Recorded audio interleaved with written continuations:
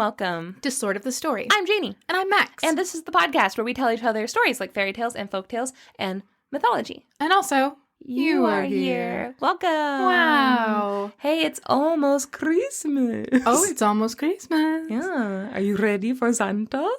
And if you don't celebrate Christmas, I think it's also almost Hanukkah, which I think is happening on the 25th. So, sure. If you celebrate Hanukkah, are you ready for menorah?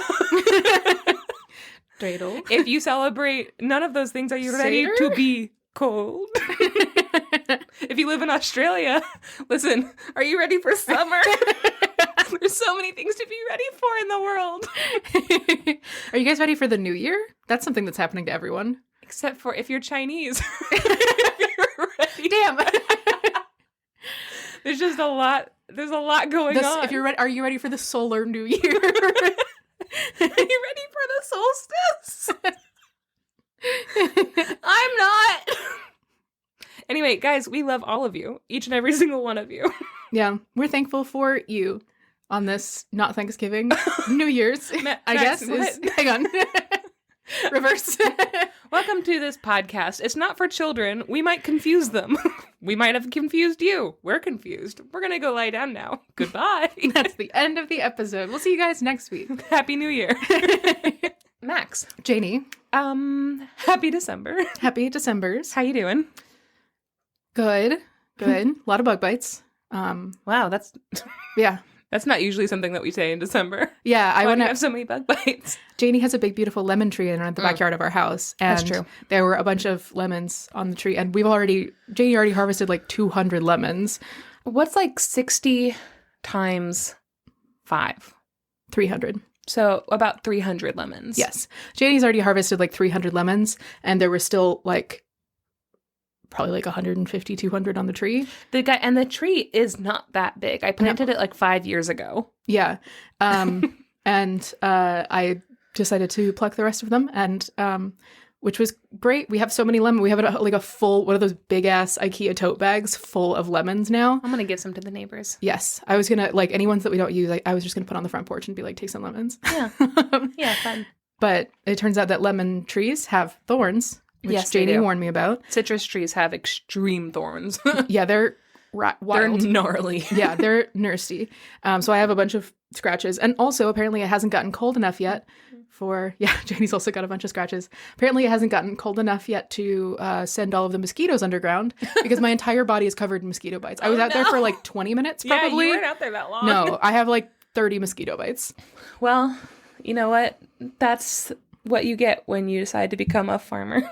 I feel like it's a really apt metaphor that at this point life isn't even giving us lemons. Like, we have to wrestle life for the lemons, and it's like a painful and itchy process. I really appreciate lemon trees. I didn't know this when I first planted the lemon tree, but something that I really appreciate is that citrus is already the most abrasive of all the fruits, right? It's like it's kind of attacks you, right? It just really does. The oil, it gets on your skin even a little bit, and then sun hits you, and you're gonna have like 3rd-degree burns. Like, oh my God. It attacks you. And I love that on top of that as well, it has these giant thorns, because it's like, okay, first I'm gonna cut you. And then I'm going to put oil all over you, and I'm going to burn you. And then you're going to try to cut me open, and I'm going to burn the shit out of you again. Also, you're going to get lemon juice in all of those cuts that I gave all of those cuts, lemon juice right in them. Like, lemons. So fucking like metal. Yeah. Yeah, it's pretty fun. My ex was a bartender, and they had a story from one of their guests where she had just had her wedding a couple of weeks before, and the day before the wedding, she'd done like a bachelorette thing with all of her bridesmaids, and they had done margaritas on the beach, and she fell asleep on the beach after eating a bunch of limes with her margaritas, and she woke up with 2nd-degree burns all over her mouth. Oh, no. Yeah, the day before her wedding. It was awful. I felt so bad. So be really careful with citrus in the sun. Yeah, it's really bad. Yeah. Now, I say this after I'm a lemon connoisseur. That's kind of like my whole entire diet is just lemons, and I eat a ton of lemons all the time. Never had any citrus oil burns ever. So I might be immune to that, as I'm immune to most poisons because of the lemons. So just, I don't know. I'm a little bit #built different, but that's just me. Janey has created an acidic and inhospitable biome inside of her body that will destroy any germs that try and enter. I'm going to explain this very quickly, and then I'm going to let Max do the Patreon plug. But I was listening to the podcast. This podcast will kill you, which is excellent. It's hosted by 2 epidemiologists. And they were talking about, what's the one where you drink poop water? Dysentery? No. It's a thing that killed everybody with typhoid. No, that would be typhoid. Well, also typhoid. Diphtheria? I think it's like typhoid. Anyway, I was listening to that podcast. They were talking about, I think, maybe typhoid and just other, like, poop water related illnesses. Right? Yeah, sure. And they were like, here's the thing. If you have more stomach acid, like, then you're less likely to actually contract that disease because the stomach acid will kill that virus, bacteria, as it gets into your stomach. And so people who are taking antacids a lot are actually more susceptible to getting those types of diseases because they don't have anything to like fight it off, basically. And they also talked about how that also tends to affect people. You're more, not that you're more likely to get stomach cancer, but like you're like the acid in your stomach tends to fight off a lot of like stomach cancers and stuff. Yeah. Which has led me to believe that I'm immune to all poisons and also all diseases. And that in general, I may or may not be immortal. So, you know. Yeah. That's just a fun fact about me. I'm immortal. Anyway. I'm sure you've seen it before, that study that was like, did you know that eating cheese has been proven to prolong your life? I'll live forever. I'll never die. I'll never die. God, between all the cheese and the lemon juice, how am I alive? Yeah. Actually. Okay, well, if you're like, that's so fascinating, and I can't wait to talk to Janey about that further, you can. Come and prove me wrong. You can't. Come and poison Janey. You can try. It won't work. You'll be out some poison. You idiot. You're such an idiot. Anyway, if you're like, I want to talk to them more about that, you can by joining our Discord. Max, tell them how to do that. Absolutely. If you want to join us on Discord, then you can join us on Patreon. We have a link in the show notes for this episode and every episode. And for $3 a month, you get access to the Discord, which is where we hang out with all of our listeners and friends. And it's a very fun little place. It's like somewhere between if you were on the old internet, like those like chat forums, and kind of like a really big group text. Yeah. Yeah, it really is. Which is really, really fun. And we love hanging out with everyone over there. It's been very sweet. People like share what they're working on as far as like crafts and projects and everything and life stuff, and we all share jokes and pets and memes, and everybody vents or gives things that they want congratulations for. You have cheering squads. We all shame the bot on the birthdays, which is fun. And if you want to know what that means, then you have to go to the Discord. It's kind of an inside joke. We've explained it on another episode, so like you already know it's kind of an inside joke. Or if you want even more than that, for $7 a month, you can join us at the higher tier on our Patreon, and you get access to a full-length bonus episode every single month. This is a regular episode of the podcast, but it's a little bit more exclusive, which also means that sometimes they're a little bit weirder. Yeah. But that's for $7 a month, and you also get access to the Discord with that $7 per month tier. On our last bonus episode, we accidentally got really drunk, and it was almost 4 hours long. There was a lot of crying, a lot of tangents. If you're somebody who's like, I'm here for the tangents, that's the bonus episode for you. They're not all like that. Mostly like that. This one was escalated. Yeah, that was the cream of the crop as far as tangential episodes. It's a really go. good way to end the 2024 bonus episodes. Yeah. Okay. Well, Max, excellent plug. Thank you very much. I think that they all want to be our friend, and they all want to start the new year out correct, which is with us. Hanging out with us. Cool. Max, it's episode 148 today, and you are going first. Yes, I am. Are you ready to tell me a story? A story? Yeah, Tory. Tory. We'll see you later. Bye. Okay, Janey. Okay, Max. Janey, okay. The story that I have for you today is one that I've been talking about telling for a little while. It's Ivan Tsarevich, the Firebird, and the Grey Wolf. Okay. This is a very famous Russian story. It is originally recorded, to the best of my knowledge, by Alexander Afanasyev, who is a very prolific Russian folklorist. This version is the version translated by Jeremiah Curtin from Alexander Afanasyev's original text in 1890. Jeremiah Curtin was a curtain. He was an old friend of mine. And when I wanted to see out the window, I would say, "Get out of here, Jeremiah." That's a really good song. Thank you so much. Wow. I just looked at the time. It's 7:41. It's not late enough. We got to go fast, though. We're reaching my threshold. Uh-oh. Yes, Alexander Afanasiev originally had this recorded in Myths and Folktales of the Russians, Western Slavs, and Magyars in 1890. This story that I'm going to tell you is the version as recorded in Russian Tales, traditional stories of quests and enchantments as illustrated by Dinara Mertalipova. This is a collection of Russian stories, and Dinara Mertalipova is a truly fantastic folk art illustrator. All of her illustrations for this book are absolutely gorgeous.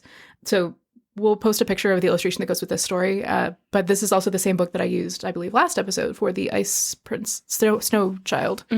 The Snow Child. Yes. Yeah, so this is Ivan Tsarevich, the Firebird, and the Grey Wolf. Okay. In a distant land, there is a Tsar Vyacheslav Andronovich, and he has 3 sons, the eldest Dmitri, the middle Vasily, and the youngest Ivan Tsarevich. Tsarevich means prince, and Tsar is king, so... Have we heard a bunch of Ivan Tsarevich stories? He's yes. like a character, like Vasilisa? Yes, okay. Exactly. He's kind of like the, in, I guess, primarily in, Western European stories, there's, Jack. Yeah. He's kind of like Jack. He's just a hero that has adventures. Yeah. He's a recurring character in a lot of Russian fairy tales, along with Vasilisa and... Koshka the Deathless. Koshka the Deathless, and yeah. Also, Baba Yaga. In the Romanian tales, they have Janos and Roshka. Yes. Mm-hmm. Yeah, we have... Okay. Yeah, so good. This is I was like, why does it sound so familiar? But that's why. Yeah. Yeah, Ivan Tsarevich is usually paired up with Vasilisa, the brave or the beautiful, and they're kind of like the prototypical prince and princess in a lot of Russian stories. So Tsar Vyacheslav Andronovich has his 3 sons, Dmitri, Vasily, and Ivan. The Tsar also has a fruit garden outside of his palace that has the most beautiful fruit anywhere in the world. Just unbelievable, big, beautiful, juicy fruit that you wouldn't be able to find anywhere else. And the absolute prize of his fruit tree collection is a big, beautiful apple tree that grows golden apples. Ooh, okay. Yeah, which is also something we've Trope alert. Trope alert. It grows golden apples, which are incredibly sweet and delicious and unlike anything that anyone's ever eaten. And this is his prized possession. Mm-hmm. However, there is a creature who breaks into his garden every night and steals all of his apples. And this creature is the Firebird. Oh, okay. The story describes the Firebird as having wings of gold and eyes like crystals of the east. A lot of depictions of this bird have it as huge and red and orange and bright eyes, and it glows kind of. So when it comes to the garden at night, it lights up the whole garden. It's like a dozen fires. Yeah. I actually have a picture that accompanies this story of the Firebird. Oh, beautiful. It's a beautiful bird with a fiery tail, and it's glowing on top, and there are rays going all around, and there's a guy who looks like he's trying to climb it, and he's waving his hands around as if to say, ah! As if to say, ah. Ah! I like it. He really looks like he's not winning against that bird. Yeah. Yeah. It looks a lot like a phoenix. Yeah. But this creature, the Firebird, this mythical creature, comes into the Tsar's garden every night and steals a bunch of his apples. And he's sick and tired of it. Yeah. Yeah. Those are his apples, god damn it. Mm-hmm. So he calls his 3 sons to him and he says, I'm sick and tired of this fucking bird stealing all of my fucking apples. They're wow, Dad, calm down. Hey, Dad. Language, Dad. Papa, please. You need to put a ruby in the swear jar. 10 shillings and a ruby. And a ruby. He calls all of his sons to him and he tells them that he wants them to take the Firebird alive, and whichever one of them is able to do it will receive half of his kingdom now, and then after he dies, the other half of his kingdom. Why do you want it alive? Where are you going to put it? In the fireplace. Oh. Hey. Solve my own problem. Pretty smart. Yeah. This is a renowned mythical creature in this world at this time also, so it's kind of it would be it's not hurting anyone, so it's kind of if there was a dragon, but the dragon wasn't hurting anyone, you would be unicorn. Oh, here, I'm going to show off that exactly. I'm going to show off that I captured a unicorn. Unicorns were pretty scary. I immediately regretted that. Mm-hmm, yeah. But yeah. Yeah. Yeah. Yeah. Bigfoot. Bigfoot never hurt a single person. Yeah. You just want a Bigfoot in your house, you know? Yeah. Yeah. Yeah. So true. So, of his 3 sons, Dmitri, the oldest, tries first. That evening, he goes out and he sits in the garden underneath of the golden apple tree. And he waits for 1 hour, 2 hours, 3 hours. And then he falls asleep. No. Because he's very sleepy. Dimitri! He's very sleepy. I mean, fucking amateur. I know. Like, try a little bit. Like, at all. Try at all, I guess. Invite some friends and have, like, a little party. Yeah, play cards or something. Play cards or something. So he falls asleep under the tree, and while he is asleep, the firebird flies into the garden, lights the whole thing up orange. It lands on the top of the golden apple tree, and it plucks a bunch of apples for itself. It chomps on a couple of them, and then it takes the rest, and it flies away. Mm-hmm. In the morning, Dmitri wakes up underneath the tree. He sees that a bunch of apples are missing. His father comes out and asks him, Dmitri, did you see the firebird last night? And Dmitri's like, no, she didn't come last night. She wasn't here. I don't know what happened to all the apples, but she wasn't here, actually. So. I ate about 20 apples. I ate several apples, Papa. He doesn't offer any explanation like that, but he just says, like, no, she wasn't here. And his dad's like, okay. Sure. I don't want to call you a liar because you're my son and probably my heir, but what the fuck? Anyways, moving on. Mm-hmm. So that night, Vasily comes into the garden and he sets himself up underneath of the golden apple tree. And just like his brother Dmitri, he waits for 1 hour, 2 hours, 3 hours, 4 hours, and then he falls asleep. Fucking amateur. Goddamn. Play cards or something. He falls asleep like before midnight, which like, how? I guess. For me, I'm just like, I would be awake anyways. I had a situationship with this guy in China who used to brag about falling asleep at 8 o'clock at night and waking up at like 4 a.m. And he just had like an old British man sensibility. He was like young and hot, but he acted like an old British man.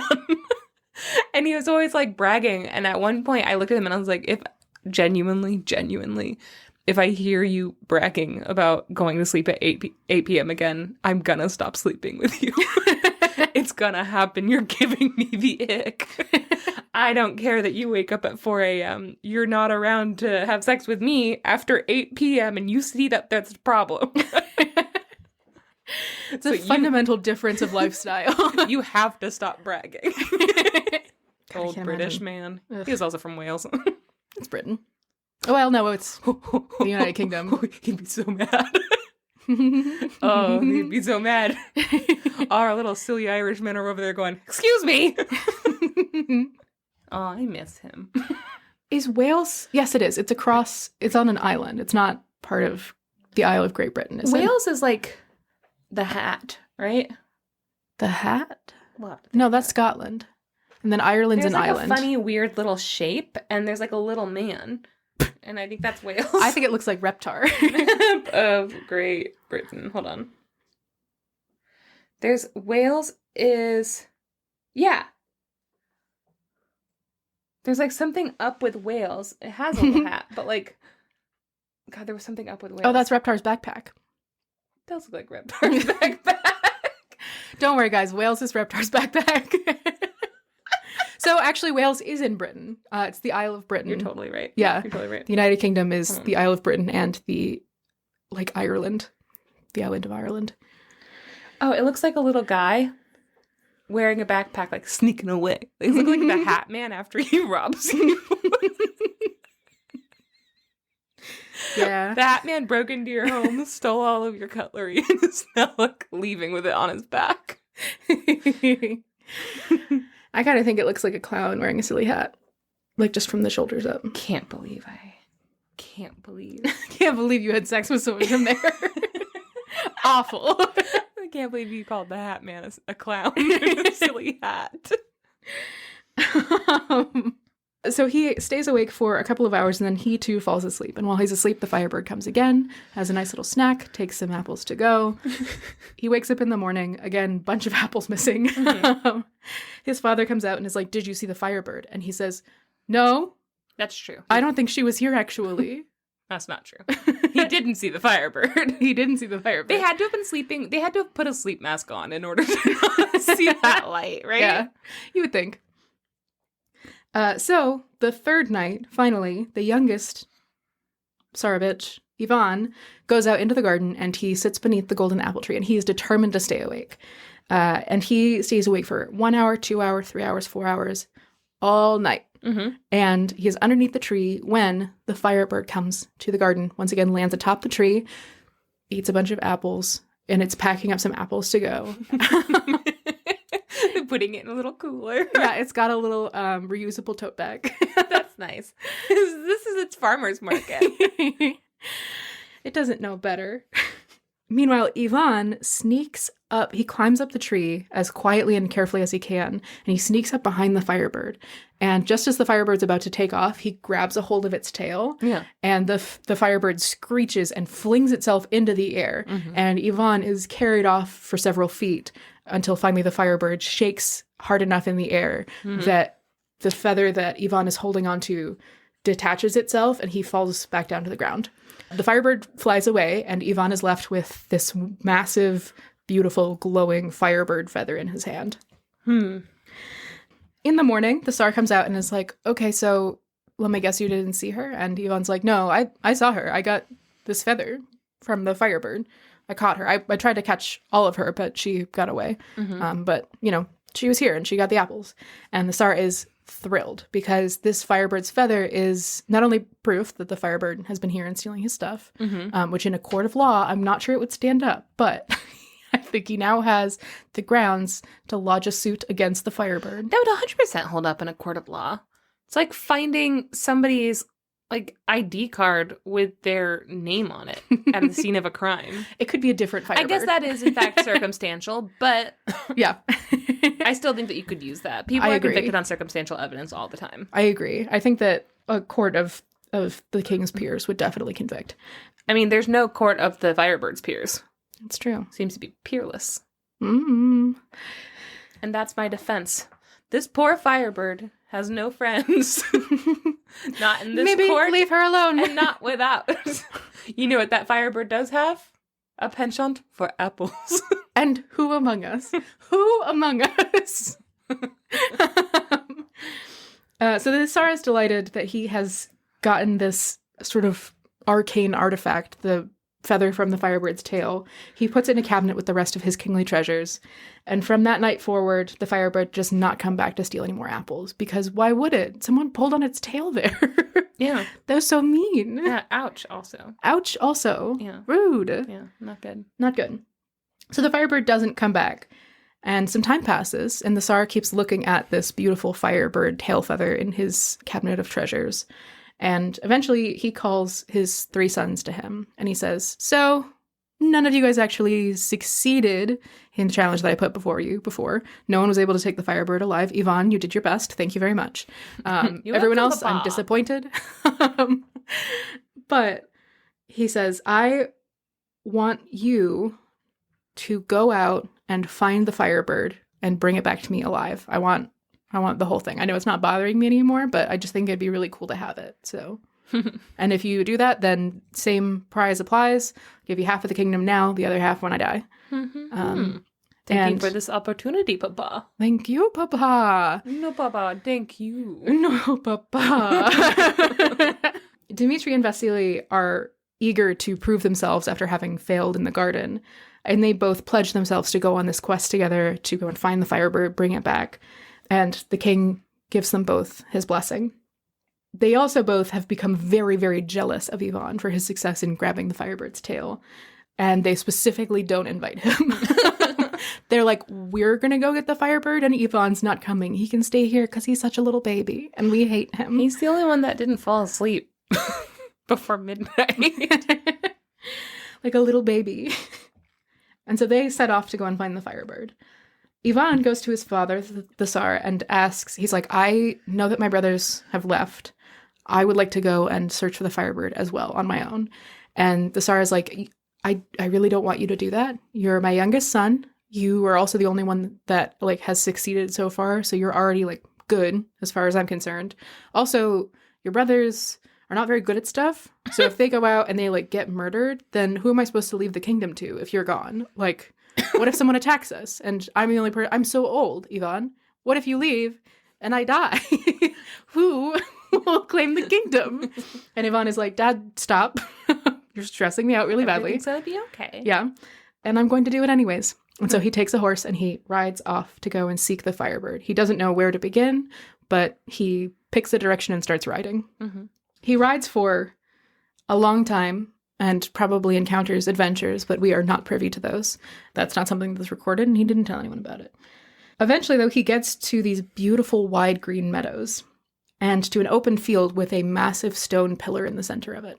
He rides up to the pillar and he sees that there is an inscription on the pillar that says, "Whoever goes from the pillar straight forward will be hungry and cold. Whoever goes to the right hand will be healthy and well, but his horse will be dead. No. Whoever goes to the left hand will be killed himself, but his horse will be living and well." Hungry and cold, probably. Yeah, that would be my pick too. I mean, I don't love being hungry or cold, but, like, at least me and my horse are alive. Yeah, exactly. I agree. It's not forever, right? Yeah. It doesn't, there's not any kind of they're for sure gonna kill their horse. Yeah. Yeah. Yeah. I feel like Ivan's gonna kill himself. Oh, no. At least my horse will live. The horse is like, okay, well, now I'm in the wilderness by myself, and I'm a domesticated horse. I don't know how to hunt for fish. What do I eat? Fish. Bird, perhaps. Apples. And then he teams up with the Firebird, and they come back with a vengeance. Buddy cops. Yeah. Buddy robbers, really. Yeah. Buddy. Yep. Buddy. Hey, buddy. Ivan looks at the sign and he takes a moment to consider, and he decides to take the right-hand path. He's gonna kill his horse? He's gonna kill his horse. Ivan, I trust you. That's how I thought. I was like, this is supposed to be the good guy, and he's like, well, I really don't want to be hungry or cold, so I guess my horse can die. And his reasoning is that he's like, well, if I die, then my horse won't be able to take care of itself. So it makes more sense that my horse die, and then I can just get another horse later. I didn't even consider the middle one. I know that I already put forward that a horse would not be able to survive on its own, except that the sign said the horse will be well. Yeah. The sign's like, that horse will be fine. Ivan's like, yeah, but without me, it'll be depressed. It likes me. I don't want to subject it to a world without me. Yeah, I just really feel like that's maybe the worst option. Yeah. Maybe not the worst option, but that's like not the best option. You have no good options, but you picked kind of the worst of them. Yeah. Yeah. That's dumb. Oh my God. He didn't even stop to think, like, how is my horse gonna die? What if he's walking and then just, like, two blades just go, like, you know, like the spinning saw blades just come and, like, split your horse in half, like, in front of you and then behind you into threes. And you're just left on a middle. It's, like, horrific.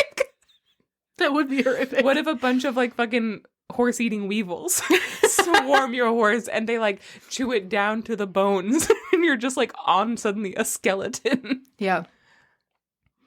What if your horse gets cancer? I was just gonna say, what if your horse gets cancer? And now you have to take care of it for years. And the poor thing is in bed. Listen. I just feel like there are better options. So Ivan rides on this right-hand path for 3 days. And his horse is fine. So he's like, I don't know, maybe that pillar was just talking shit. He rides for 3 days. And on the third day, he's riding down the path when an enormous gray wolf appears. Like, enormous. Like, not big for a wolf, but, like, colossal. Huge. The size of, like, an elk. Okay. Big wolf. Big ol' wolf. Big ol' wolf. This is Jacob Black. Yeah, that's exactly what you should picture. Yeah, it's one of the wolves from Twilight. That's exactly what I'm picturing. You couldn't stop me. I would never try. But this massive gray wolf pounces onto the path in front of Ivan and his horse balks and neighs and does other scared horse things. The horse. Yeah. And the wolf says, "Oh, is that thou, tender youth, Ivan Tsarevich? Thou hast read on the pillar that thy horse will be dead. Why hast thou come hither then?" What the fuck is wrong with you? Hey, you monster. Now I have to kill a horse. I like horses. Why would you do this, Ivan Tsarevich? I really try hard to deter people with horses from coming down this way. There's a whole sign about it. And then the horse pounces forward and like tackles the horse out from under Yvonne. The horse does? No. The wolf. The wolf.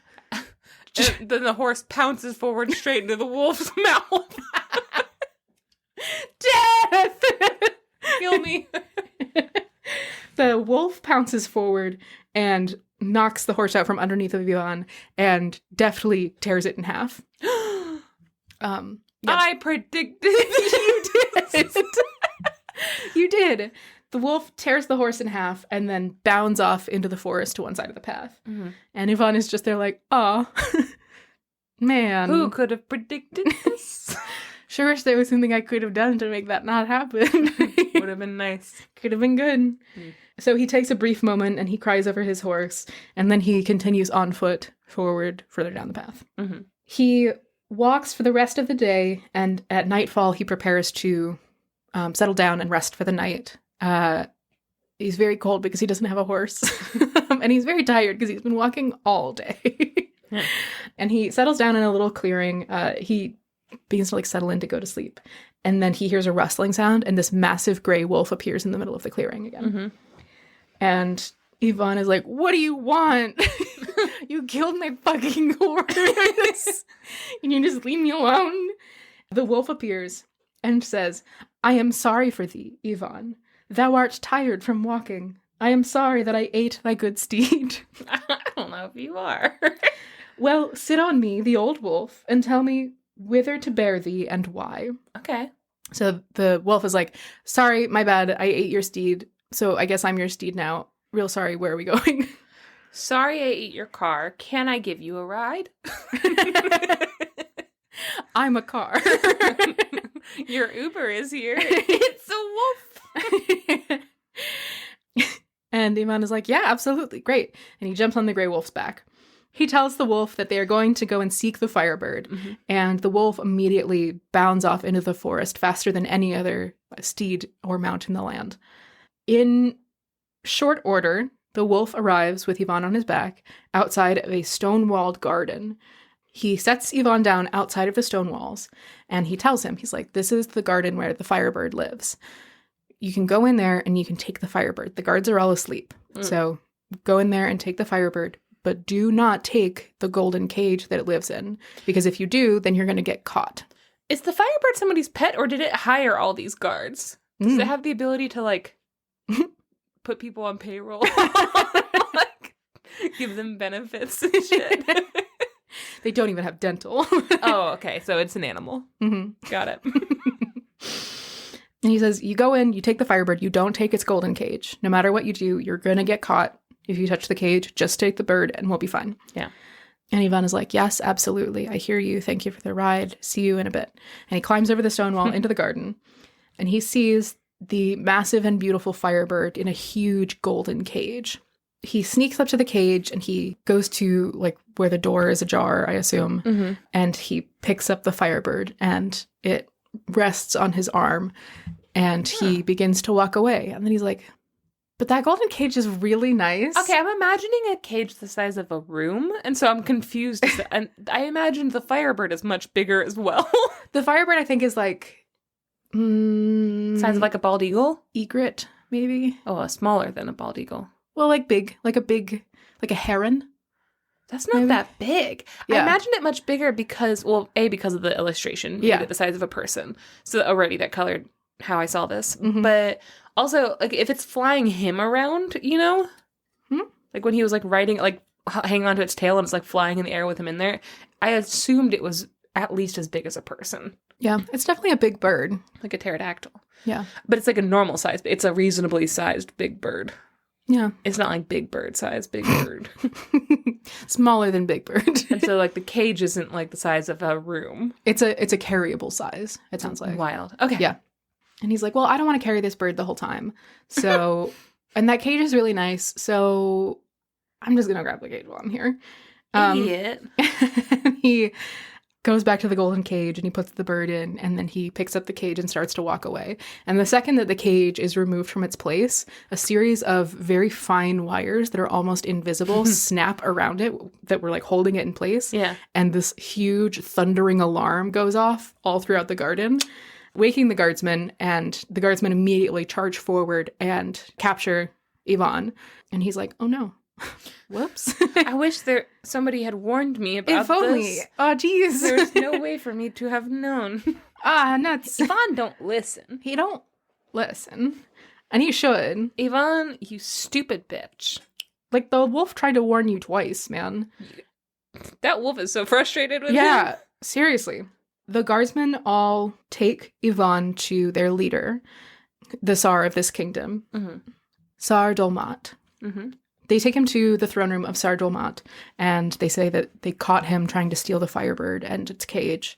And Tsar Dolmat furiously is like, who the hell are you that you think you get to steal my Firebird? He says, is it not a shame for you to steal? Yeah, aren't you embarrassed? Aren't you ashamed? You look like a little waiter. My mom has a weird thing against Max's dog Francis, who is black and white. He's all black and he has like a little white chest. And little white socks. Yeah.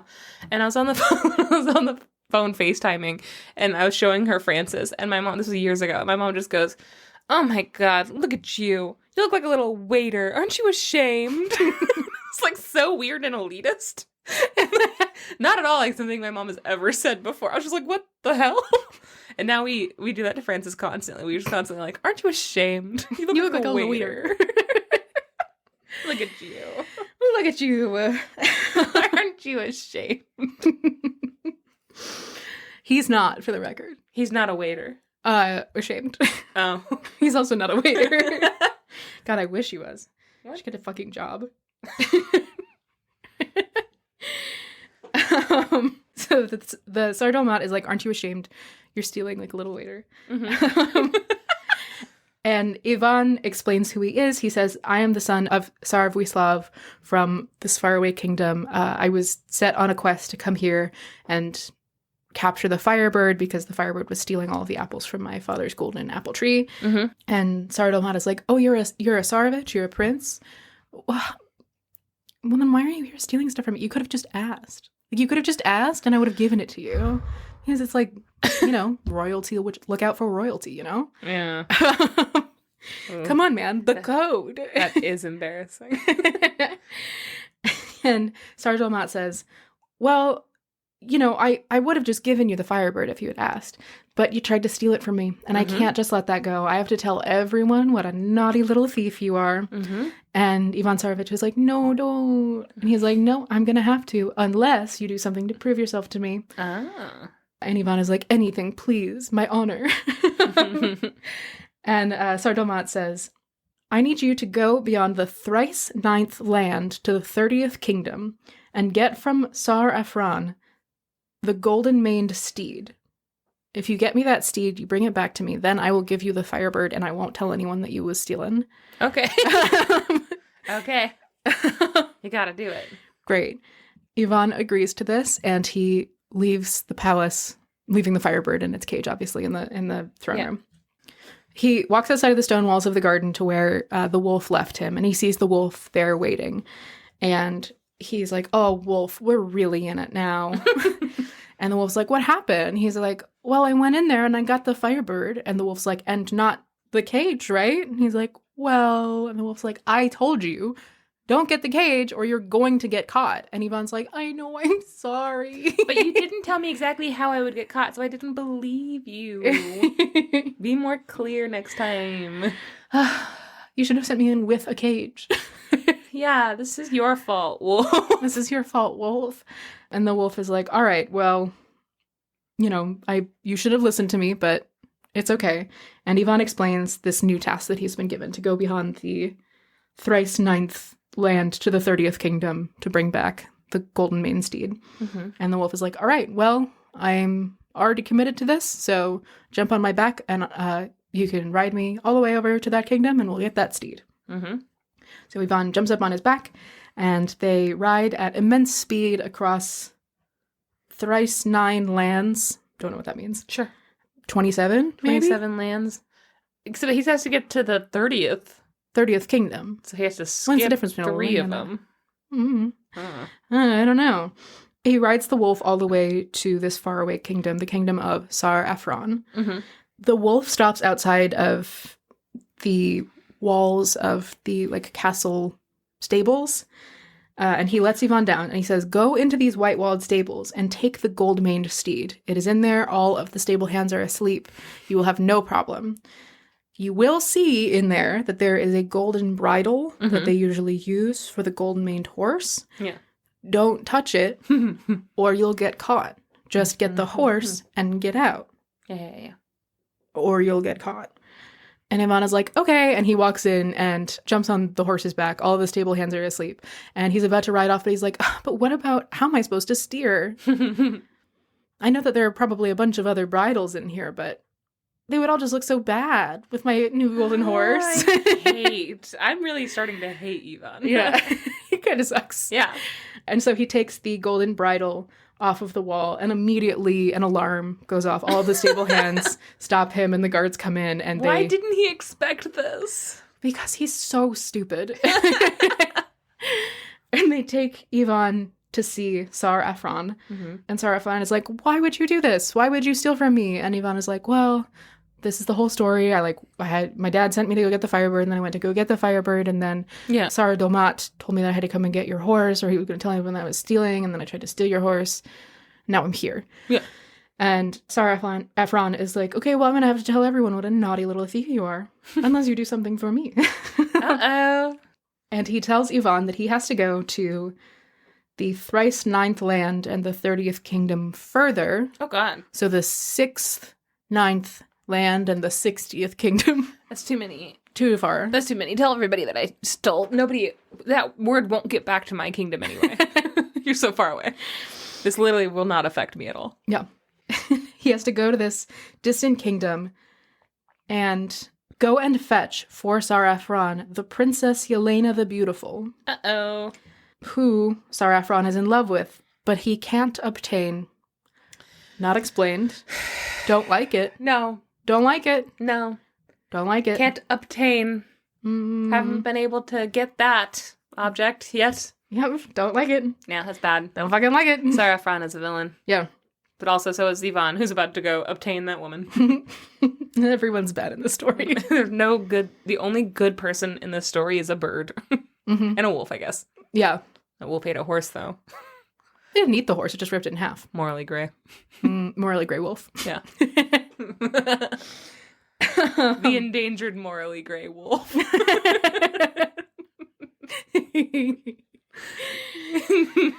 good. Yeah, it's not bad. Yvonne agrees to this, and he goes outside of the palace gates where he finds the gray wolf, and he explains everything that happened. The gray wolf is like, "God damn it, Yvonne. God fucking damn it, dude. I literally told you, don't do this one thing, and then you did the one thing." Dude, you realize that I have a home and a family. I took off work for this. Who's going to cover my shift? I am a waiter, and I am a shade. He explains everything to the wolf, and the wolf is like, "All right, so we've got one more. All right, we'll go and get the Princess Yelena, bring her back to Tsar Afron, and then he'll give us the golden steed, and then we'll take the golden steed back to Tsar Dolamat, and then he'll give us the Firebird, and then we can go back to your house, and I can be fucking done with this." Yeah. The wolf rides at, again, immense speeds all the way to the thrice 9th kingdom and the 30th land from Tsar Afron's, and he sets him outside of the gold-gated garden of a beautiful palace in which lives Yelena the Beautiful. And the wolf tells Yvonne, "Okay, for real this time, you gotta listen to me." And Yvonne's like, "Whatever you tell me not to get, I'm gonna get it. Like, I'm just realizing this about myself. I'm just gonna get it." And the wolf's like, "Yeah, I know. That's why I'm not letting you do this one. Oh. You get off my back, go a little ways down this road that we just came here on, and you're gonna get to a field, and you'll find a big green oak tree. Sit under the tree and wait for me while I deal with this." And he brings back 2 halves of the princess. All he knows is how rip in half. He just, all he knows is bisect, divide, sunder. He's trying his best. He's just a wolf. And this prince is so stupid. Yeah. So Yvonne goes down to the field and sits underneath of the green oak tree. The wolf, meanwhile, stays just outside of the gates of the Princess Yelena's garden. Close to nightfall, when it starts to get nice and cool outside. The Princess Yelena goes out into the garden with a company of all of her maidens and her court ladies. They walk through the garden, and as they pass by the space where the wolf is hiding, the wolf jumps out, grabs the princess in his mouth, and then jumps over the fence and runs away until he gets to the field where Yvonne is. And he's like, Yvonne, get up quick! Yvonne jumps on his back, helps the princess up, and then they ride and ride and ride until they finally get back to the kingdom of Tsarevich. Bad boy. All of the maidens and the court ladies immediately go to the guardsmen and send troops to go and chase the wolf, but none of them are fast enough. This wolf is impossibly fast. Yeah. And they all fall behind. During this ride of indeterminate time back to the kingdom of Tsarevich, Yvonne somehow finds the time to fall deeply in love with the Princess Yelena, who she's so pretty. And they get to the outskirts of Tsarevich's kingdom, and they take a little break, and Yvonne goes to the wolf and just starts crying. And the wolf's like, what's wrong? And Yvonne explains that he has fallen deeply in love with the Princess Yelena, and he doesn't want to give her up to Tsarevich. He wants to marry her himself, and he can't imagine how he's going to live without her after knowing her for several hours at least. Can we ask Princess Yelena what's up with her? It's a great question. She has one line in this, and it's not now. Oh, no. The wolf is like, okay, yeah, all right. I will help you to keep the princess. Here's what I'm going to do. Mm-hmm. I'm going to turn into the princess. Oh. You're going to deliver me. It's good news. Good news. I'm going to marry the Tsar. He says, I'm going to turn into the princess. You will deliver me to Tsarevich, and then you'll get the golden steed. You and the actual princess will ride off towards Tsar Dolmat's kingdom, and I will stay with the Tsar for a little while. And then eventually I'll convince the Tsar to let me go out for a walk in the fields, the open fields. Mm-hmm. And then you, literally all you have to do is remember that I exist, and I will be summoned to where you are, and I'll be a wolf again. Oh, no. Also, after some time. Yeah. Wolf is He's going to do a little convincing. The wolf's going to... Fuck that Tsar. Yeah. I was like, how do I say this delicately? No, they're going to fuck. He's going to seduce the Tsar and then be like, I have to go for a walk. Leave me alone. That's a good friend. Yeah. Seriously. Would you do that for me? It depends. You would have to trust that I would remember that you exist. I feel like the odds of that are pretty good. Yeah, that's true. But I would have other questions. My object permanence isn't the best. I'd be kind of like, really? Like this person that you've known for like 4 hours that you've been on a wolf with for 4... Like you guys haven't even had a conversation and you want me to go... I feel like you've been on board with my schemes before. It depends on the scheme is what I'm saying. You were on board with Hinge Guy. Yeah. And I spent one night with him. I came back like, hello! Yeah, but you didn't ask me to like... fuck the king about it or anything. If I had asked you to fuck the king about it, would you have done it? Maybe. Depends on the king. You looked really hopeful. Your eyes got like kind of bright. It could happen. That's all I'm saying. Guys, find us a good king. What up, king? The wolf strikes the ground and immediately takes on the visage of the Princess Yelena. Mm-hmm. He looks exactly like her. But we remember that he's a wolf. Yvonne falls in love with him. He's like, Yvonne, no. Yvonne, I'm going to rip you in half. Like leaning in. Mouth slightly open.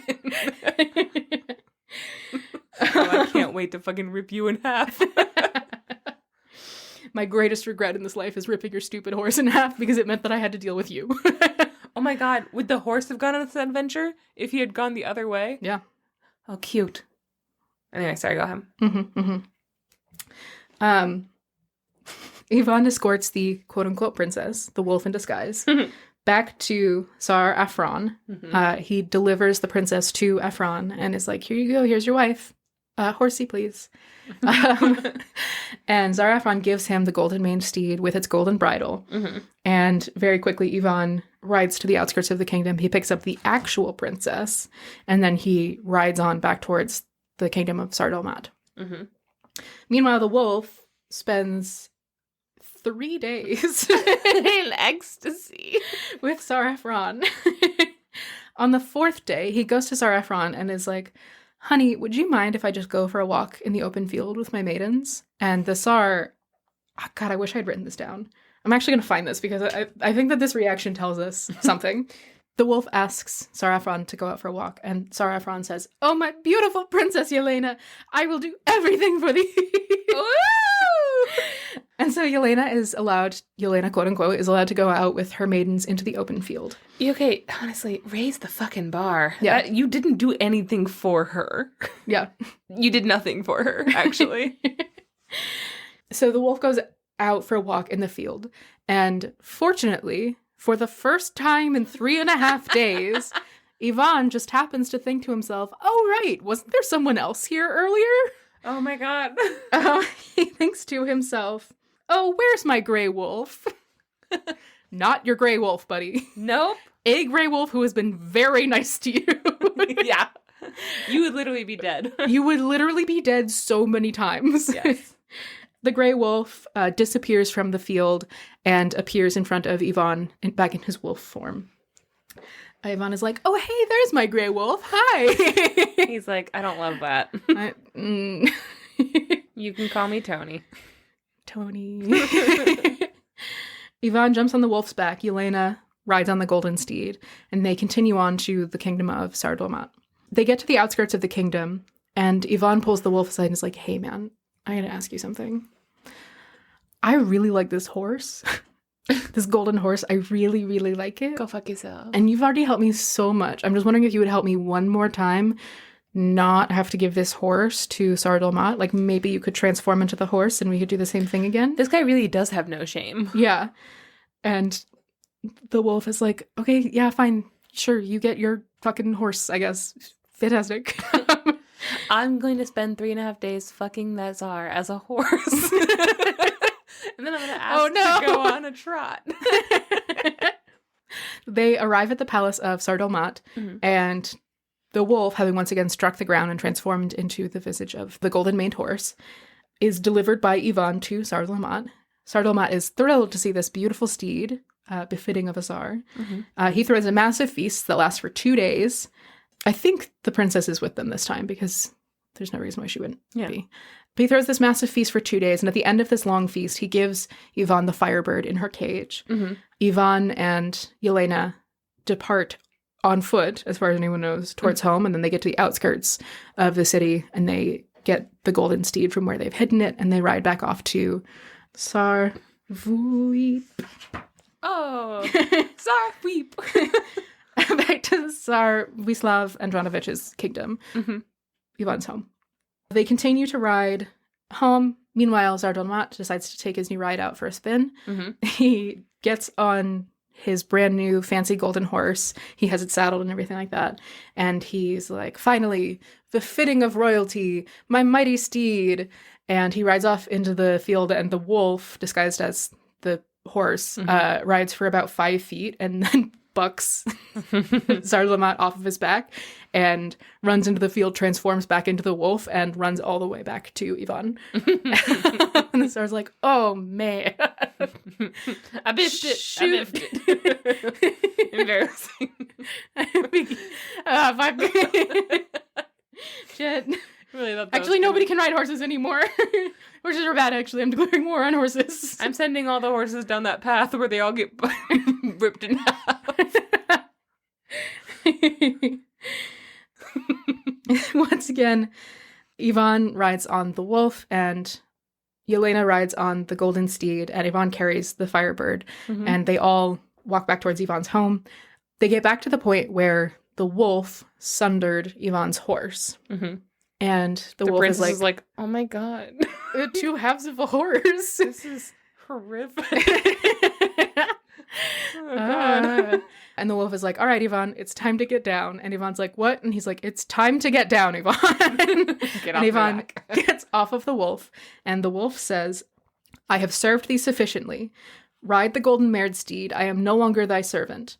Because he's like, I took you from where I sundered your steed.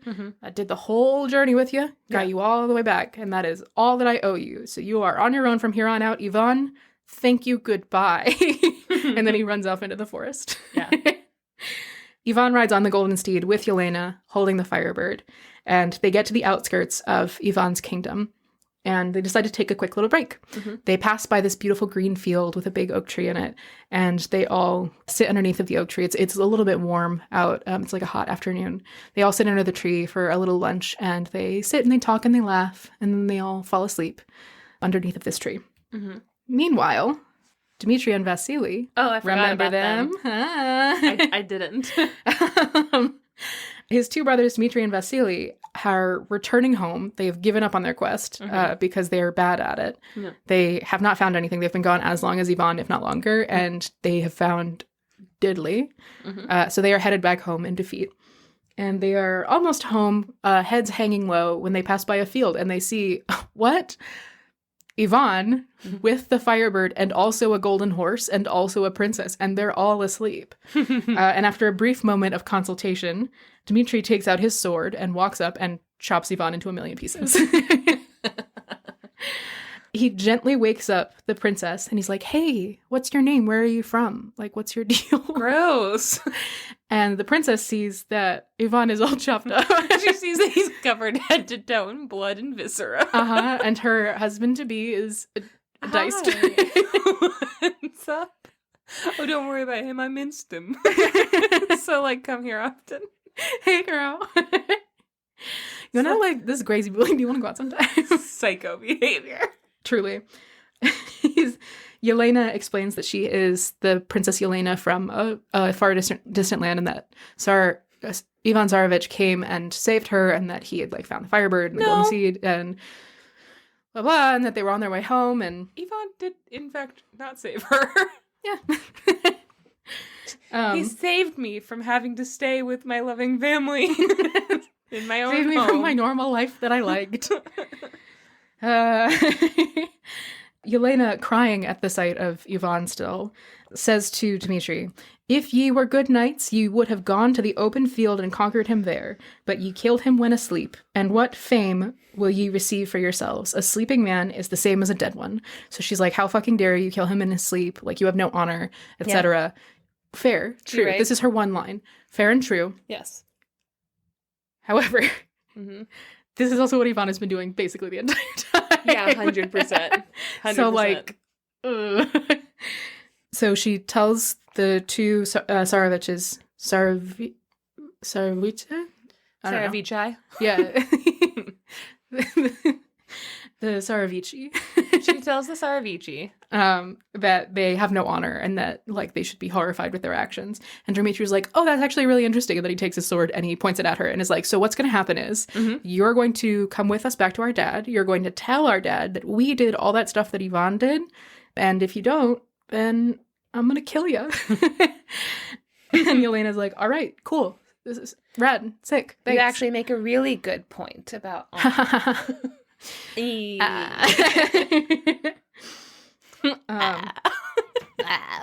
that's what he says. Upon careful reconsideration, I'm gonna go with your plan. I'm so tired. Please consider. Okay. Dmitri and Vasily draw lots for who will claim what part of the treasure. Dmitri ends up with the golden steed, and Vasily ends up with Yelena, and then they'll bring the Firebird back and give it to their father. Okay. As was the original intention. Gross. Yeah. Pretty bad. Vasily is the hot one, though, right? Neither of them are the hot one. I'm assuming Vasily's the hot one. Okay. You made that up, but you can assume that. I'm making that up based off of Vasilisa, the beautiful, which makes Vasily the male version of her, so I'm assuming, and he's the middle brother, and the middle children are always the hottest. Okay, JD, middle child. I'm just saying. Almost as hot as the eldest children. Almost. That's me. I know. And that was the gift for you. Yeah. Nobody cares about you youngest children. I hear you wanting attention. You're not gonna get it. Shut up. For once. They're up there. Well, what about me? We don't care. We don't care. This is not about you. Clear ugly one. Ivan's the clear ugly one in this scenario. That is the clear ugly one. Yeah. And the middle child is the hottest, and the oldest one gets a horse. Mm-hmm. Mm-hmm. Mm-hmm. Aren't you happy? The two Tsarevich ride back to their father's castle with all of their goods. Meanwhile, Ivan, diced, lies in the forest for 30 days, just in the middle of this field in a bunch of cubes. Life has moved on. Yeah. After 30 days, though, the gray wolf, who has just come back from a long vacation because he really needed to unwind. Yes, he did. Happens to be trotting by down the road.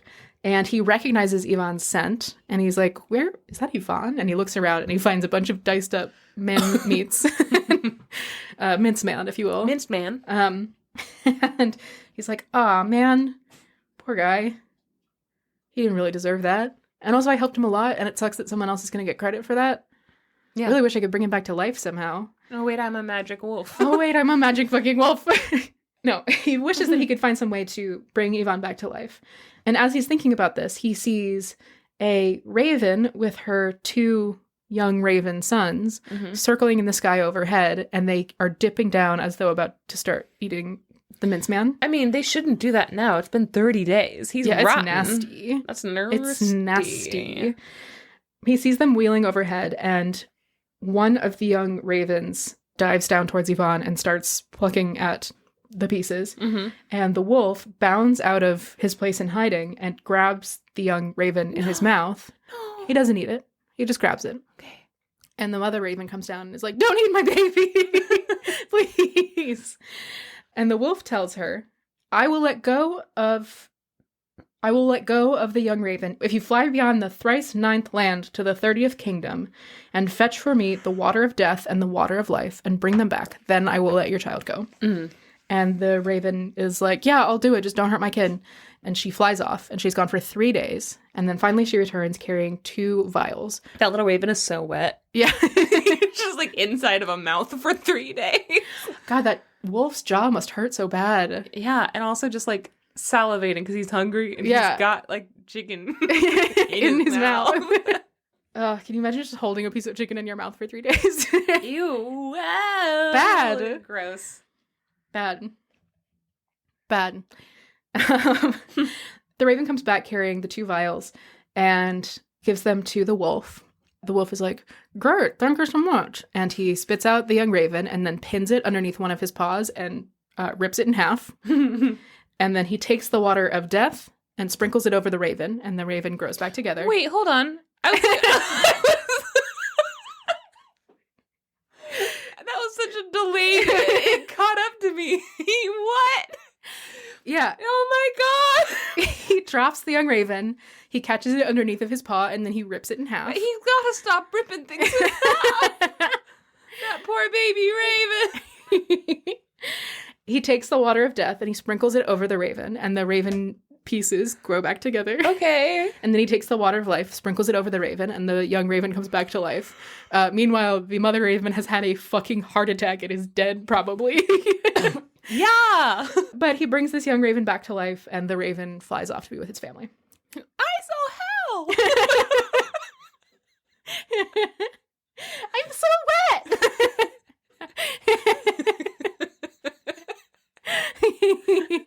And he never... Am I the undead, mommy? He never stopped screaming again. That's my son. He's not quite right anymore after the incidents. The multiple incidents. The several terrible things that happened to him.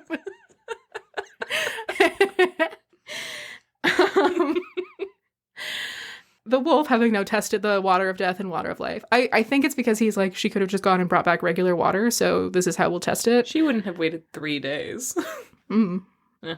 But now that he's tested it out, he knows it works. He goes over to all of the pieces of Yvonne, band name. And he sprinkles the water of death over them, and they all grow back into a normal man shape, relatively. And then he sprinkles the water of life over them, and Yvonne yawns and stretches and is like, oh my goodness, how long have I been asleep? And the wolf is like, almost forever. You were dead. You were so dead. Your brothers came and chopped you up and took all your stuff. And right now you have to get on my back because we're going to your house where your brother is about to marry your wife-to-be. It's wild that he hasn't already done that. Yeah. Okay. I don't know. I mean, I guess he could go in and rip everyone in half, but No, that'd be pretty horrifying. It's while the wedding didn't take place in like 3 days or something. 30 days. Yeah. Or I guess 33 days. Yeah. Probably took them a little while to get back to the castle and everything and make the arrangements. I don't know. It's wild. Ivan jumps on the wolf's back, and the wolf races at impossible speed back to Tsarevwich's palace. When they get there, the wedding has already happened. It's the reception now. Oh my god. Everybody's at the reception at the palace. Mm-hmm. And Ivan bursts through the doors on a giant wolf. And immediately, Yelena, who is sitting at the head of the table with her new husband, Vasily, jumps up from the table and is like, "Oh, Ivan! Hey, everybody, really quickly. Ivan's actually the person who did all of that stuff. This guy was going to kill me. He's not my husband. That's my husband. I'm getting the fuck out of here." And she runs to Ivan. She and Ivan tell the Tsar everything, and the Tsar throws his two terrible sons in prison forever, Good. Dmitri and Vasily. He declares the marriage null, and he immediately marries Yelena and Ivan, and they live happily ever after. And what happens to the wolf, Janey? Is there an afterward? No! Max, he rips things in half. It's his favorite thing to do. I don't know if we need to, like... He could take tickets at the movie theater. Oh, he can break up pasta. He can make pasta. He can make pasta. He could be in charge of making glow sticks work. He's the royal glow stick aide.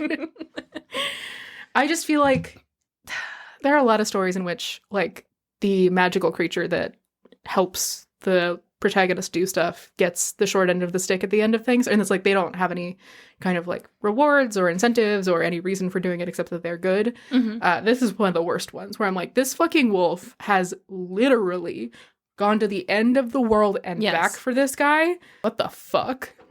Yeah. Mad about it. There's no, like, loyalty either. Like, there's no, and that's a little bit strange about, like, usually it's like there's a sense of loyalty, or at least a sense of I can gain something over this, or the wolf just kind of has to, which also is like, did he have to kill the horse? Like, it doesn't weird. It seems like his job was to kill the horse, and there was a sign saying, "Hey, if you go down the horse killing path, your horse is going to get killed." Yeah, the story really doesn't. And then Ivan was like, "What? My horse was killed? Yeah. Oh no!" And then he kind of moved on, and then I guess the wolf was like feeling really bad about it and was like, I should probably help out. But that's his job. That's like what he's there to do. I don't know. It really does feel like the story did not go. It went out of its way to force us to not have an emotional connection to Ivan. You know? Yeah, or the wolf. The wolf. Or anyway, I was kind of emotionally connected to the wolf. That was psycho. Yeah, this is a weird one. Yeah, it's a weird one. This, like I said at the beginning, is a very... Oh my god, I scared the shit out of myself. Drew a spider. No. I'm a great artist. The last line of my notes say, Vyacheslav throws Dmitri and Vasily in prison, marries I and Y, which a lot of times if people have like long names and I don't feel like writing them, then I'll just write the first letter of their name. So Ivan and Yelena. Yeah. But the way that I wrote it, it makes it look like it says 18Y. It was like, marries an 18-year-old. No!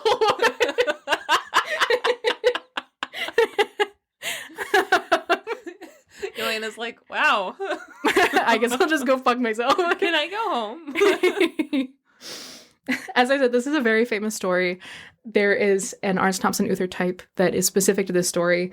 ATU 550, The Quest for the Golden Bird, which is also sometimes called Bird, Horse, and Princess. Those being the three.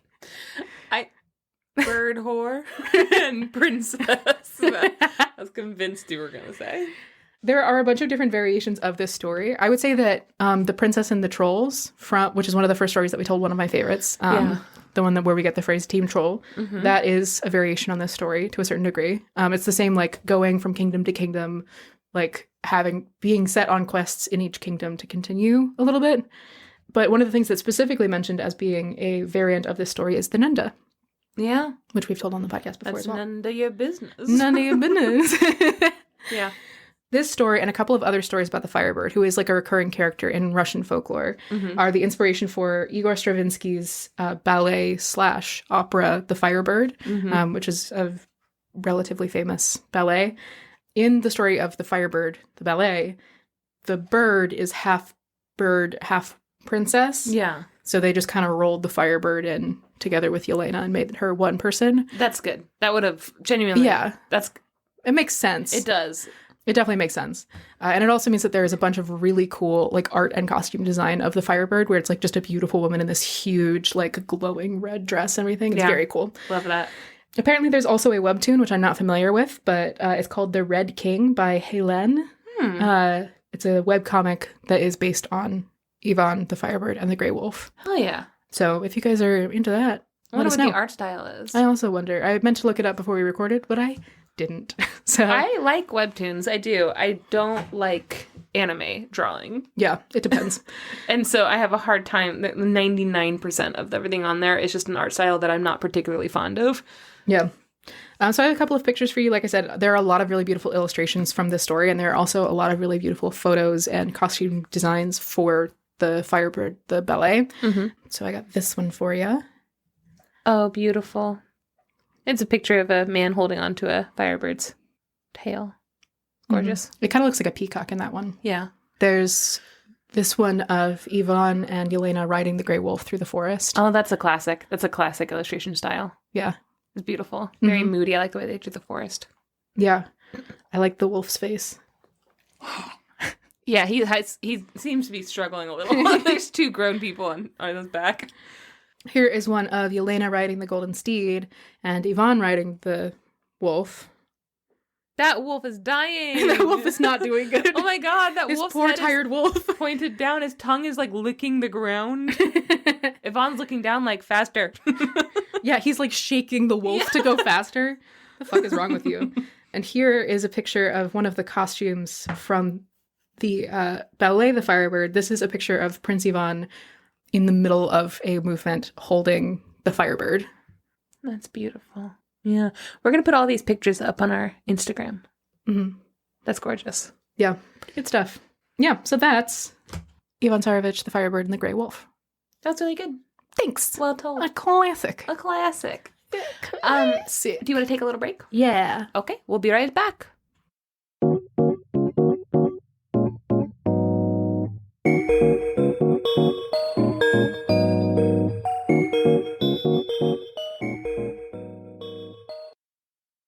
Okay, Max. Okay, Janey.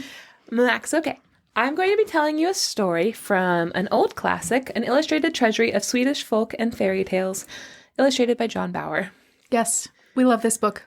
John Bauer does a bunch of really beautiful illustrations of like trolls and things like that. Yeah. From Swedish folk and fairy tales, and they're beautiful illustrations. We love him. Yeah, he's just unparalleled. Also, a reminder that he died in his 30s. He and his entire family were in a shipwreck, which is tragic in itself, but also throughout his illustrations, you see his wife and child in the illustrations. So you just know that it was a loving family where he incorporated them in all of his art. And so there's just like a little piece of him and also his loved ones in everything he did. Mm-hmm. And he did so much work that genuinely, as I go through this book every time, I'm like, God, what could he have done if he had lived to be an old man as well? Yeah. Just a wild thing to know, you know? So I went through this book because I was trying to find a winter story or something that's like cozy, Christmassy.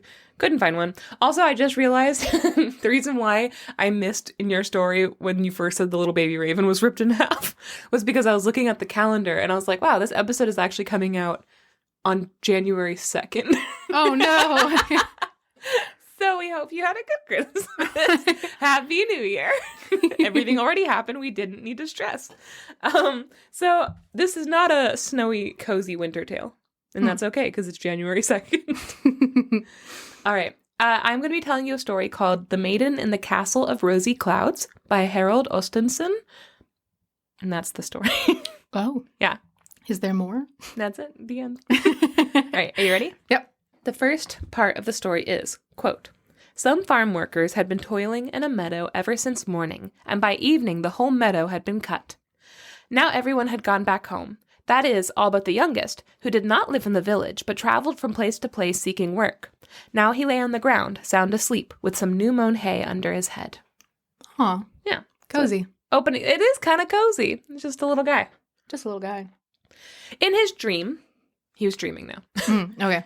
In his dream, he saw a beautiful young maiden in a white gown walking towards him. Her eyes shone like stars, and she was so pure and lovely that as he was looking at her, he thought, wow, I wonder if this is an angel. Like, she's so beautiful. And then to his surprise, she, like, kept walking right up to him, and he's like, oh my God. She's coming over here. Me? And he looks behind him. Yeah, he's like, I guess I'm alone in this meadow. This is incredible. So he's like, who are you?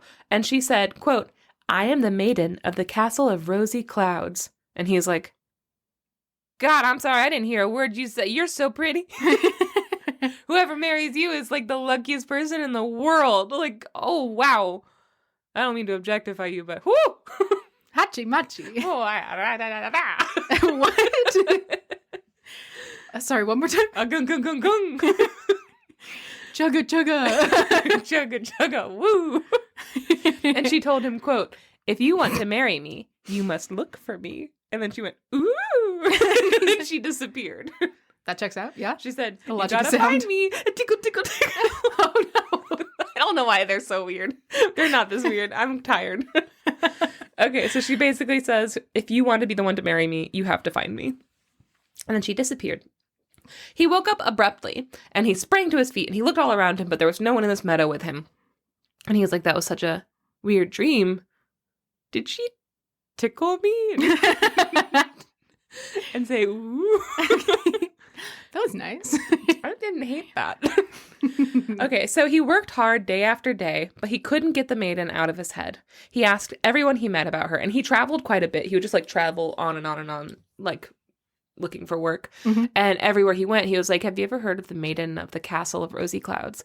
And everyone would, like, laugh at him. They were like, what the fuck is that? What a weird question. You're a weird guy. And a couple of the people that he met were like, okay, well, and they would, like, slap him on the shoulder and say, you set your goals real high, don't you? You think real high of yourself. You think you're going to marry an angel.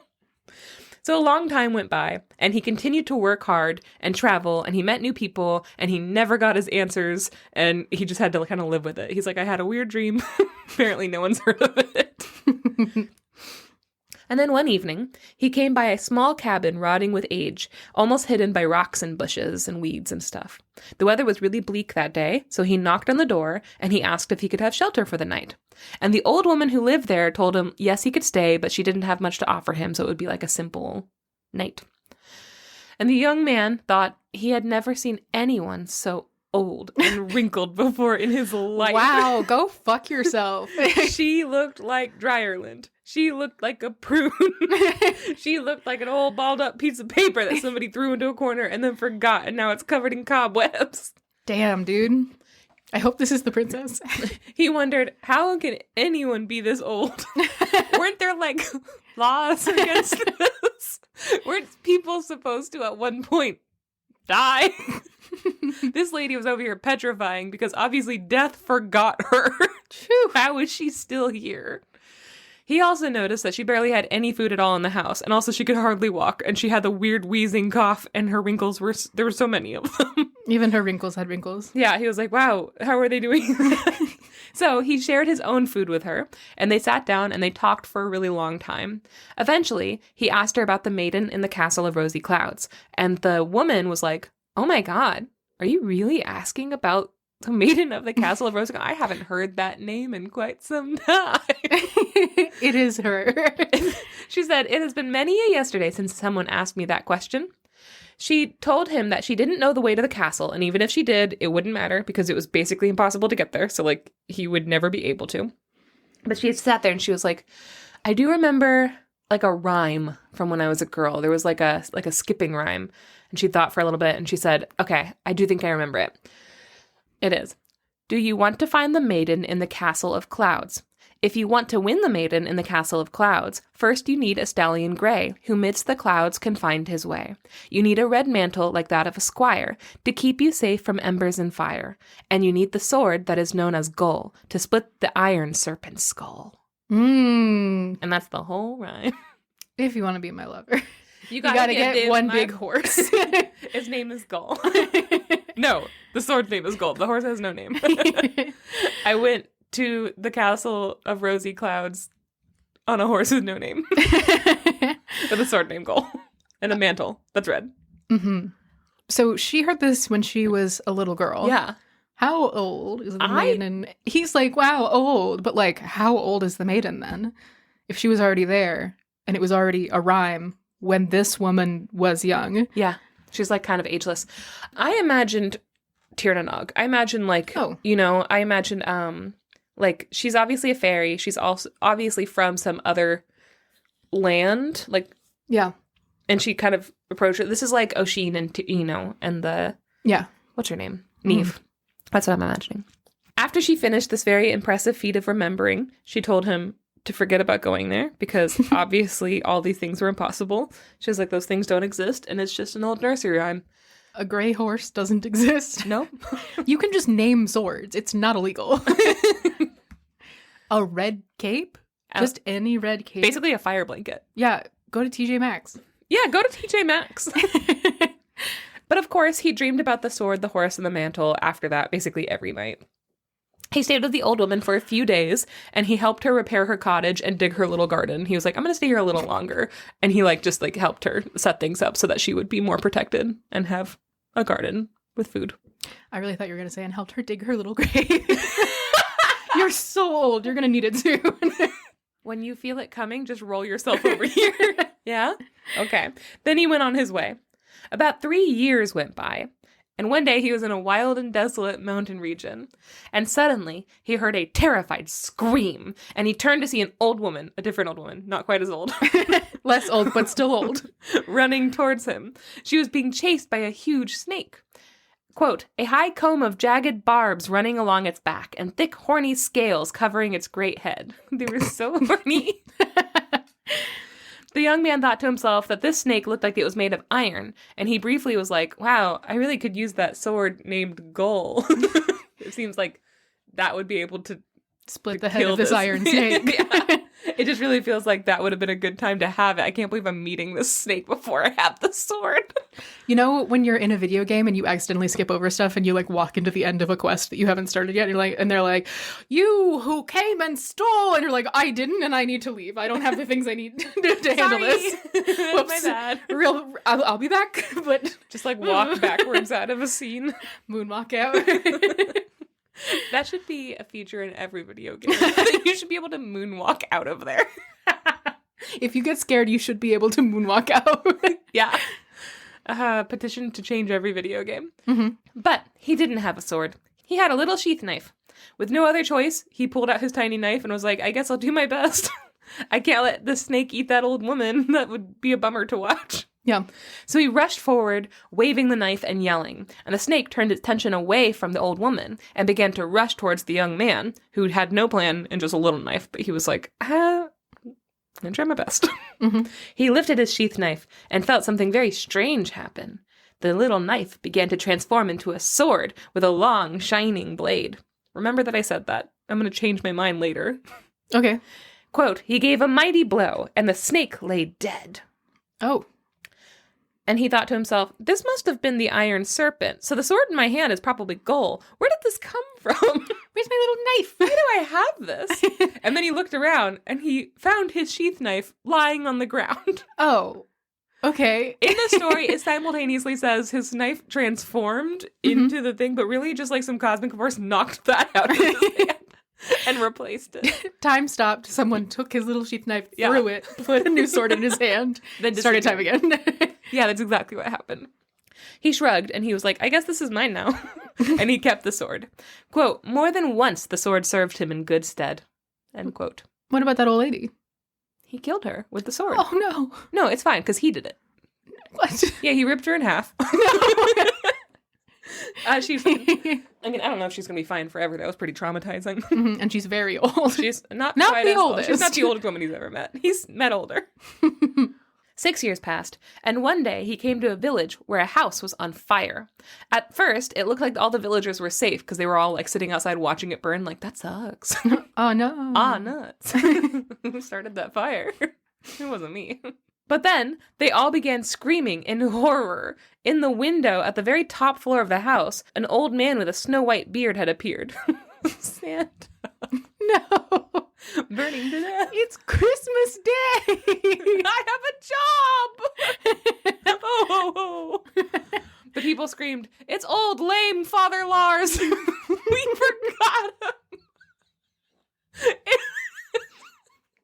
It's Lars who sucks. Father Lars, who's awful. He's so boring. Just the worst. He doesn't deserve to burn to death, though. Even we have consciences. There was no way that the old man could jump out of the window from that height because he was lame. Couldn't even do a sick kickflip. But also, for anyone jumping out from that height, the fall would kill him. But no one dared go into the burning house to get him, so they were like, we just have to watch him burn to death. Get away from the window, Lars. We don't want to see this, Lars. Lars, no. To be clear, also, I know that we have a couple of listeners who are English as a second language speakers. Lame in this context is not lame like he sucks. It's lame like he has difficulty walking. It's an outdated term, for sure. We don't use it anymore. It's like saying deaf and dumb. Yeah. It's just that's an old way of talking that these old fairy tales use. Yeah. But that's why he can't jump out of the window. And unrelated, Father Lars sucks. And he sucks. He's so boring. He's got the worst stories. He talked to me for like 20 minutes on how to boil an egg. I know how to boil an egg. I didn't even ask. God. And I'm allergic to eggs. He's trying to kill me. Okay, so the young man, our hero, I'm probably going to call him the hero because he's going to get older. What a hero. Wow. The young man ran up to the house and called for the tallest ladder. And everyone was like, that burned? You think we didn't think of that? Our tallest ladder burned. It was in the house. They were replacing a light fixture. The second tallest ladder only reached the second floor. The young man took that ladder, he climbed it, and broke into the house through the second floor window. He made his way through the smoke and flames and up the stairs to where Father Lars was waiting. Lame as can be. Lamely. Just sucks. The villager saw him through the window as he picked the old man up the way he would a child. But then, which also, I imagine, under the arms, putting him on his hip like a baby. Mm-hmm. That's how I carry a child. That's not a good way to carry an old lame man. Or maybe he put him on his shoulders. He held his hands. Okay, so he picked him up. What he probably did was either gave him a piggyback ride, like put him on his back. Mm-hmm. That would probably be a good way to carry an old man. I wouldn't imagine carrying him like fireman style would be effective. Fireman's over the shoulders. You're right. Janey is holding both of her arms out in front of her. I'm imagining fireman in like a romance novel. Oh, okay. That's the problem. They are not following procedure. No, but they're making it on the calendar, god damn it. God damn it.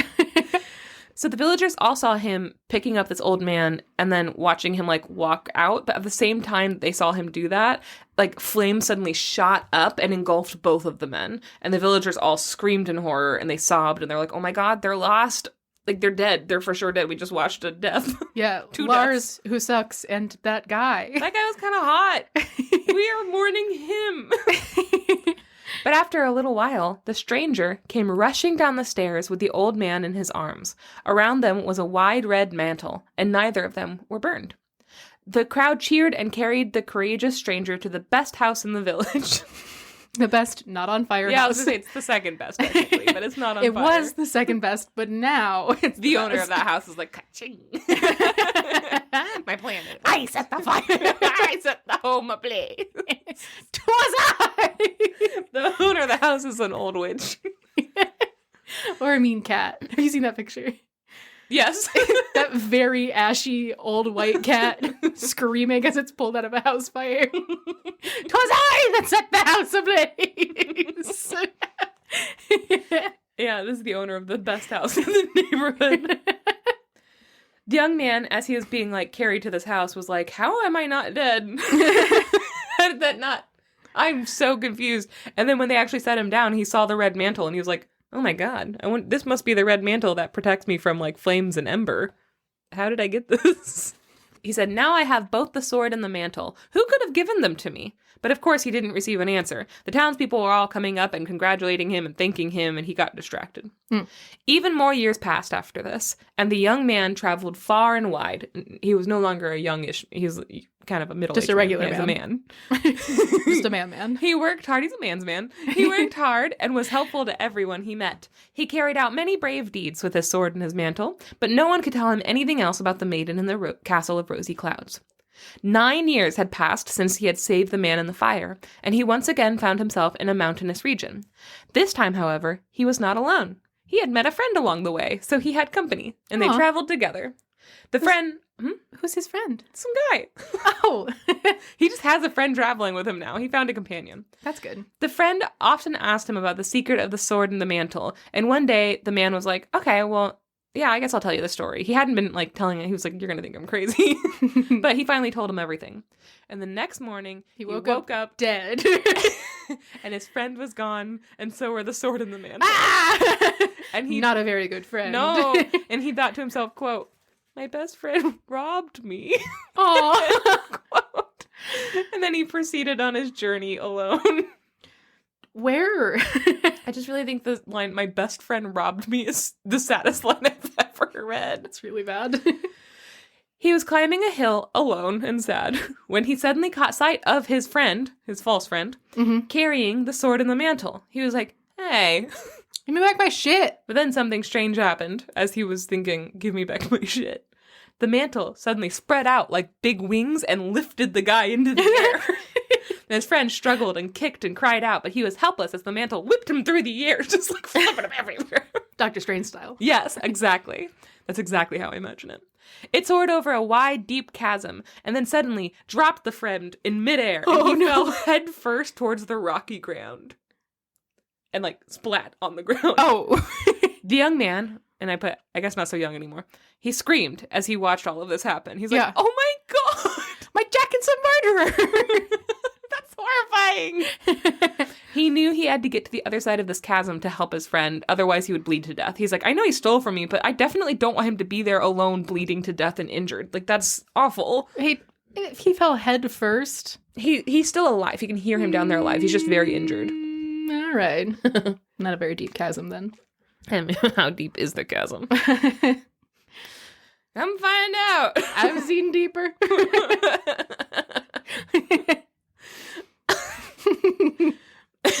So he's like, I gotta go get to that other side of the chasm. The only way to get there was to take a running start and jump and hoped he'd reach the other side. So that's what he did. He didn't jump far enough. No! He was falling down into the abyss, and he closed his eyes and waited for death. But before he reached the ground, he felt himself suddenly sitting on the back of a horse. Oh. He opened his eyes and found that, yes, he was on a gray horse. It moved swift as an arrow, carrying him safely to the far bank and to his injured friend. The man tore off pieces of his clothing to bandage his friend's wounds and stop the bleeding. P.S. Everyone, please get tourniquet trained, please. It's important. Stop the bleed training. Stop the bleed training. You could do it. Just watch tutorials. It's important. It's the most important. Stop the bleed training is available for free online. It takes about 20 minutes to complete, and it absolutely is the number one way that you are most likely to save someone's life in an emergency. Especially if you're somebody like a teacher. He was so preoccupied as he was trying to save his friend's life that he didn't even stop to think about the horse. He was just like, in this emergency. I thought you said the horrors. The horrors. Must be nice to be so preoccupied that you're not even thinking about the horrors. It was only Can't relate. I'm always thinking about the horrors. It was only after that. It was only after that he noticed the horse standing to the side waiting for him. And he's like, oh yeah. What Hello. the fuck? Where did you come from? His sword and his mantle were lying on the ground not too far away. I'm so tired. Not too far away. His sword and his mantle were lying on the ground not too far away. He put on the mantle, he sheathed the sword at his side, and he lifted his friend in front of him on the horse, and they rode away. And he was like, it's really good thing we have this horse anyway. I wouldn't have been able to carry him. At the next town, he stopped and got his friend some help, and then he stayed with him until he was well, and he, forgave him. He's like, listen, that was really shitty of you. Definitely don't do that again, but I'm happy you're not dead. And they, made up. I would have some questions for the mantle, personally. What the fuck? I need you to take a quick personality test, one of those Cosmo quizzes to see if you're a psycho. Many long years passed after this. Quote, the man's cheeks were furrowed and his hair had turned gray, but he had never stopped looking for the castle of rosy clouds. End quote. He had a real wrinkled butt.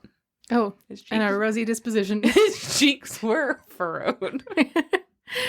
At last, one evening, he was riding his horse when he saw a golden castle rising against the rosy evening sky. He rode toward it, that horse galloping on silvery, shimmering roads. Up and up it went, among the hills and vales of the clouds. Quote, I had to put this whole little paragraph in quotations because this happens out of nowhere. Okay. Quote, suddenly, a terrifying giant blocked the way. The giant's eyes flamed, and he shook enormous fists. But the rider was not afraid. He spurred his gray horse straight towards the giant. The horse reared on its hind legs and laid back its ears, eager for battle. And just as the rider grasped the hilt of his sword, the giant disappeared. That's the end of that. It's fine. Okay. There's no giant. Don't worry. He did not have to fight. The horse had no battle that day. He continued on, suddenly filled with jubilation. I just really feel like the giant part could have been, like, gotten rid of. That's a good editor would have advised against. It's not necessary.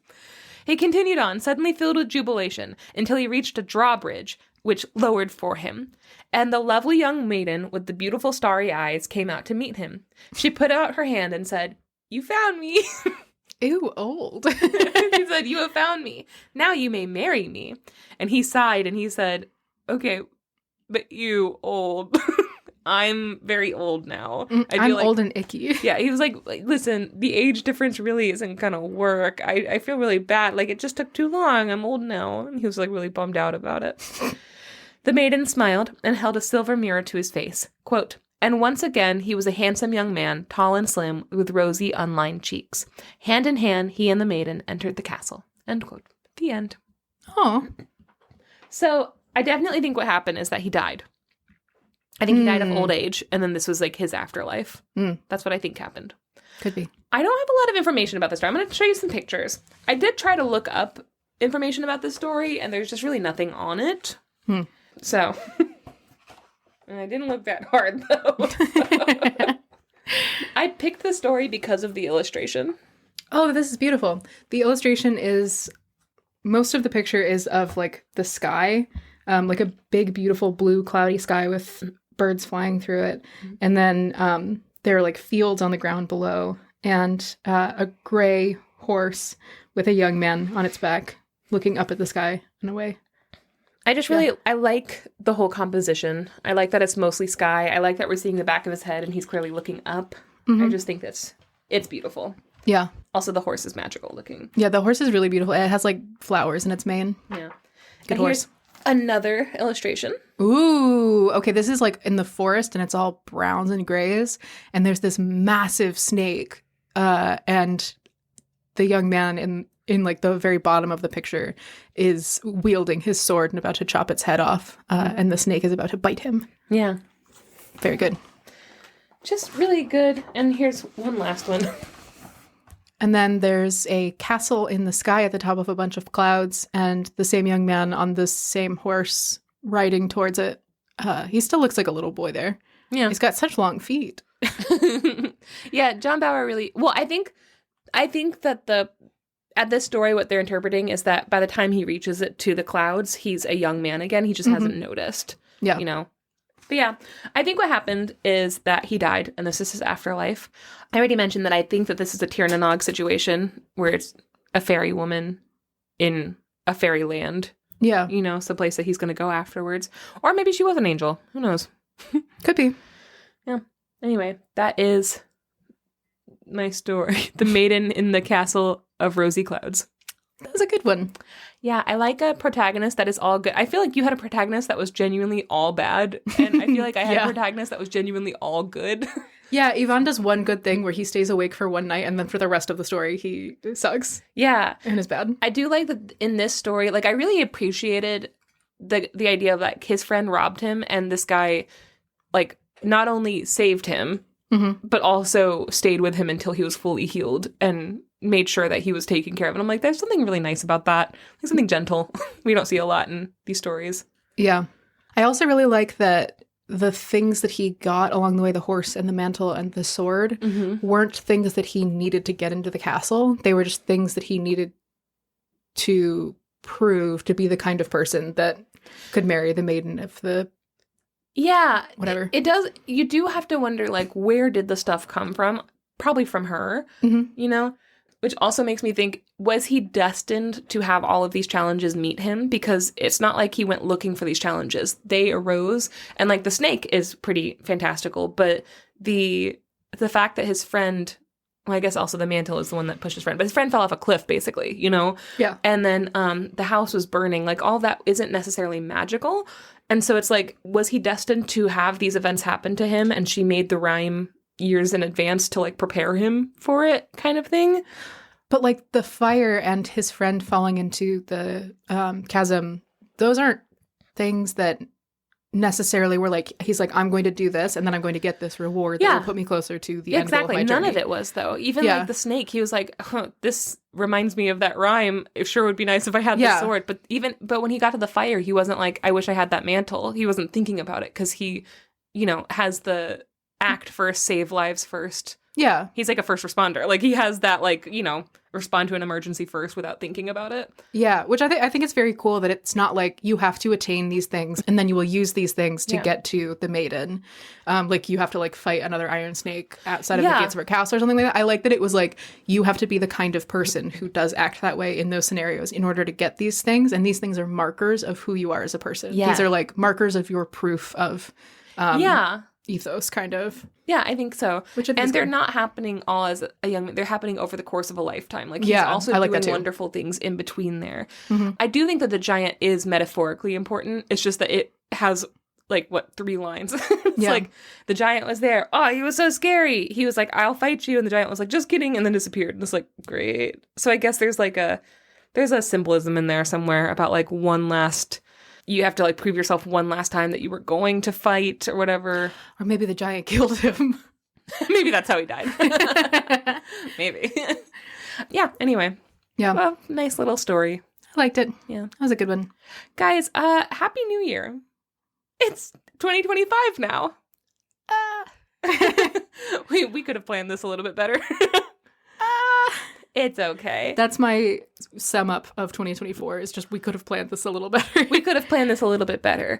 Max, how do you feel going into 2025?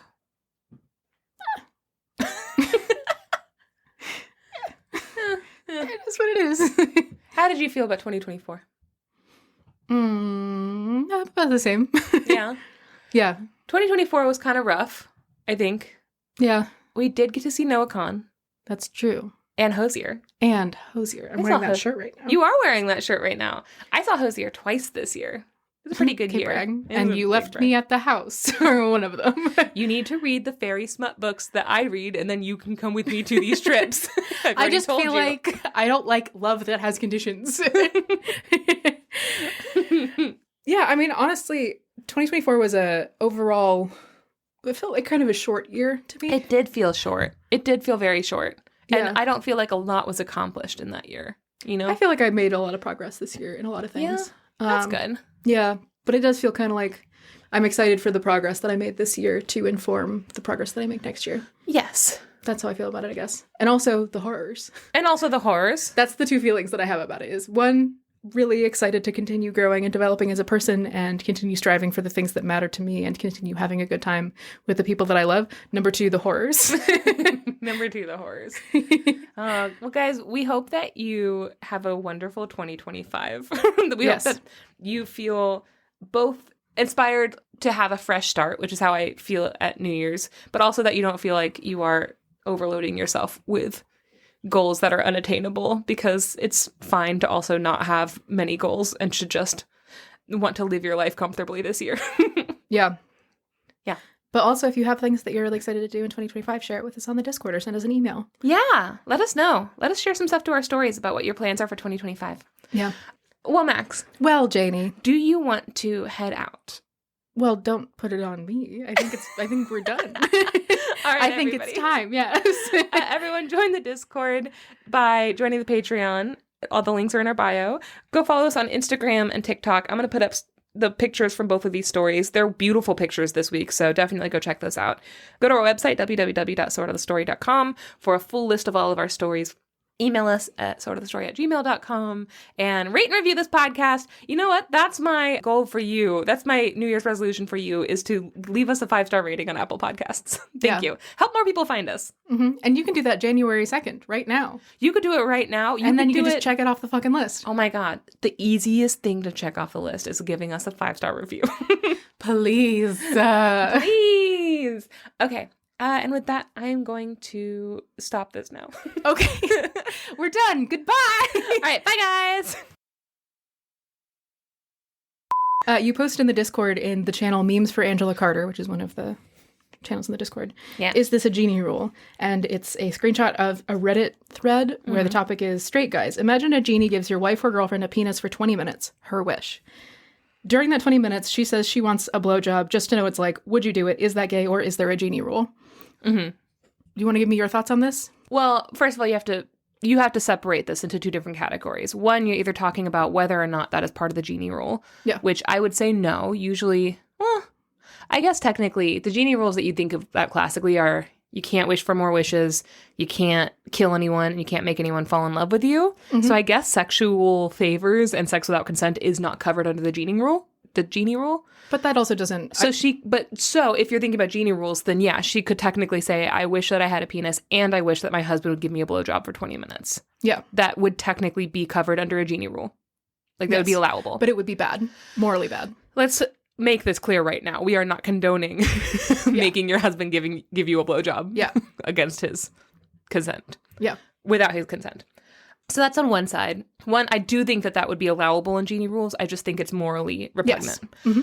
On the other side, it's the argument of whether or not it is gay to give your wife a blowjob. And the answer is no, it is not. It's the same exact argument of like, if you're dating a trans woman and you're a man, are you gay? No, you're dating a woman. So yeah, it's not gay.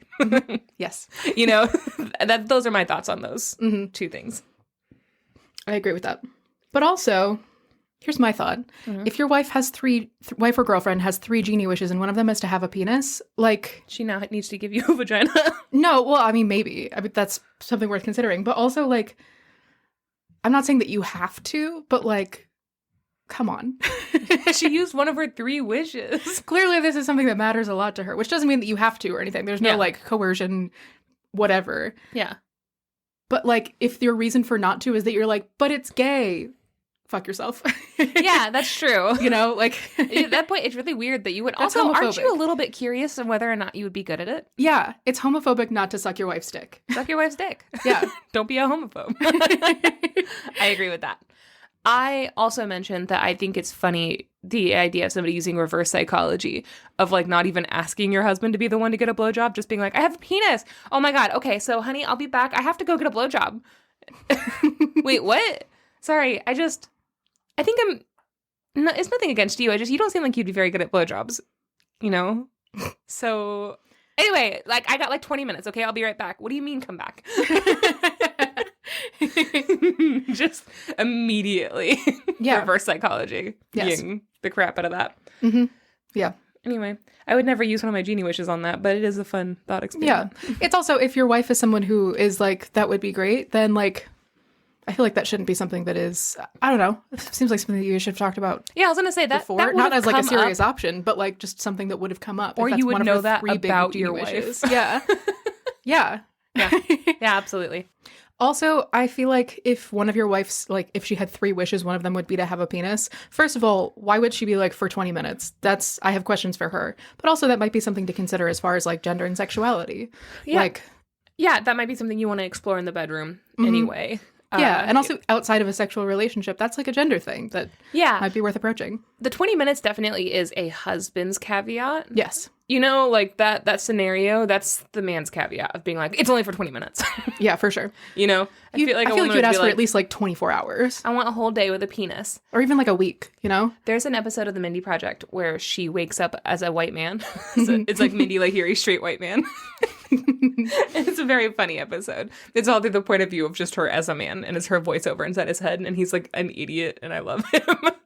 But she like immediately, the first thing she does, she's like, oh my God, I'm a man. I have a penis. Great. And then she like masturbates furiously. And then like they just cut back to her and she's like, well, that wasn't as good. But I've done it. And it's just really funny to think that like, she's like, great. I don't know what the hype is. That mine is way better. Yeah. I feel bad for people with penises because if they had 24 hours of having a vagina, they would not be able to orgasm once. They would not be able to figure it out. It takes a long time to figure out. It's not intuitive. No, it's not. There's a build-up that you really got to get to. It takes, like, a lot of, like, research and experimentation and effort to figure out what makes a vagina tick, and you cannot do that in 24 hours. I'm really sorry. You can try. Best of luck to you. But, like, I feel like your odds are not good. Godspeed. Hopefully you have more than 20 minutes.